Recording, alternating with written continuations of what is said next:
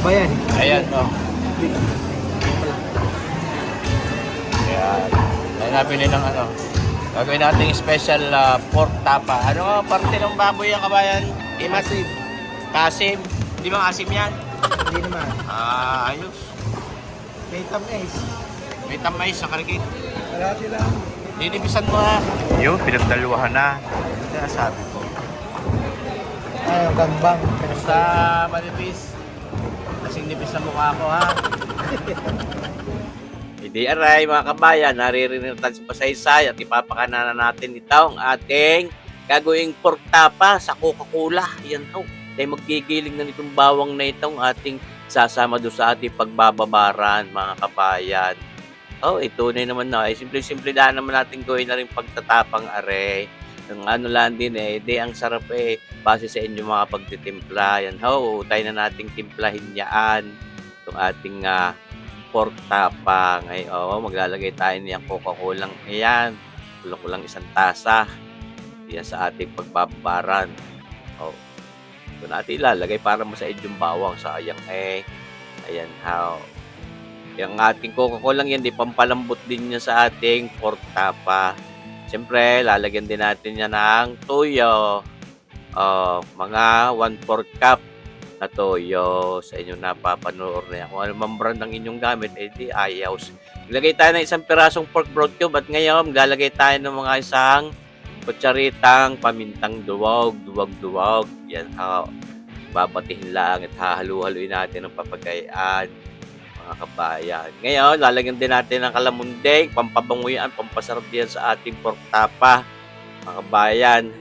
May acidity din karikit yan, pero ayaw din naman itong napakaasim niyang ating pork tapang yun. Mga 2 piraso lang ay pwede na.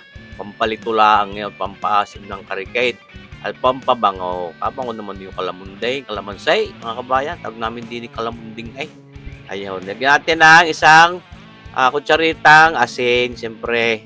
At ibababad na natin ngayon yung ating pork iyan. Karne ng baboy na yung ating ipinagayat ng manipis na papagayaan kasing nipis ng aking mukha. Ayan mga kabayan. Mababaran yan mga pag nakatatlong araw. Gagawa tayo ng masarap na luto niyan. Dapat lang sa mga ganyang mga pork tapa, pinakamahina bago tayo magluto ay mga nakatatlong araw ng pagbababad. Tulad din yung mga pagbababad ko ng mga chicken inasal. Hindi mo pwedeng overnight laang. Hindi pa masarap yun. Kaya yan palilipasin muna natin ng 3 araw. Pero pwede naman ako mag-testing niyan bago natin gawin yung ating ipapakitang luto dito. Di ba gaho mga kabayan? Ayos na. Ngay pasukan na uli. Gusto ko gayaan ako na ang nagawa ng mga tapang papagayaan. Pork tapa nang hindi nabibili. Minus.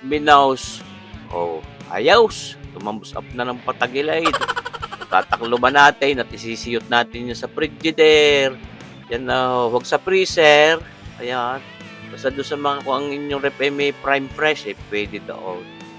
Hindi para mag-frozen. Tayo magagayat na ngayon. Pagkalipas ng 3 araw, gagawa na tayo ng ating lutong sinasabi. Nagayat tayo ng bawang na yaw. Kita nyo nung ano kadami. Pwede namang dagdagan nyo pa kung ibig. At nagagayat tayo ng 1 pirasong sweet onion na yan. At lalagay din tayo ang ating onion chives na yan. Pang-ador na, pagluto na. Simple din ang lutong iyan, mga kabayan. Lagay tayo nitong anato oil diyan sa ating non-stick panayaan. At yung ating karne ng baboy na yan, na binabad natin 3 araw.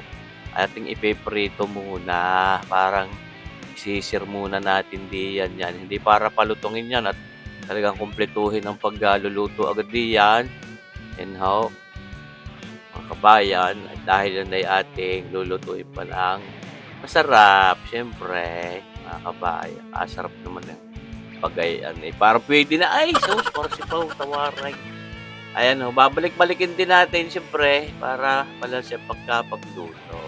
Malakas-lakas ang apoy. Sadya nagtutubig yan, syempre. Dahil na-absorb niya ang ating baboy. Karne ng baboy na yan, ng pork na yan, yung ating panimpla. May Coca-Cola. Yan mga kabayan. Ating pinaigan ng karikit na mapagayaan, siyempre, para bumalik doon sa karne yung lasa. Ayan. Ma-absorb uli, mga kabayan. Oo. Tulad ng sinabi ko, hindi naman para tustahin yan diyan at talagang kumpletuhin ng pagluluto dahil may pa rin tayong sistema ng pagluluto gagawin at atin yung maya-maya ng karikit hahanguin na natin. Ating napaiga na, napareduce na natin yung pinaka naging sabaw. Ating iseset aside muna ng papagayaan. Niwalay muna natin at ito ating gagawing mas masarap na luto. Kung tutuusin niyo yun pwede na rin namang utayin pero gusto ko i-arrange. Dahil yung pork tapa hindi naman purong prito lamang ang pwede natin gawin. Pwede nating i-level up ang sarap. Ayan, naglagay tayo ng butter. Mga 2 kutsarang butter. At ngayon, may sweet onion ulit tayong iyan. Hindi natin nilahat para meron pang adorno tayo. Magkaluto na. Para may crunch, may lutong pa rin yung sariwang sibuyas na yung sweet onion. At ito, ang ating sibuyas ito, ating munang sasangkutsahin ng papagayaan.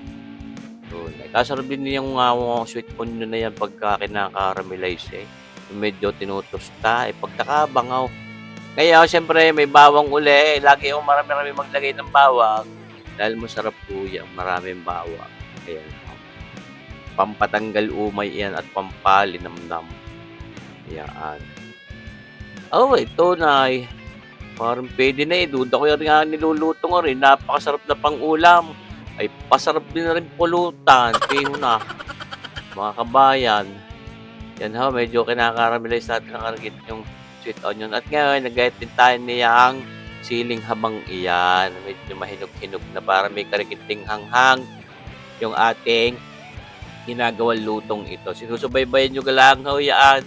Mga kabayan, magagawa nyo na yung lutong yan. Isasahog na natin itong ating pork tapa. Itong ating coke pork tapa. Ayun.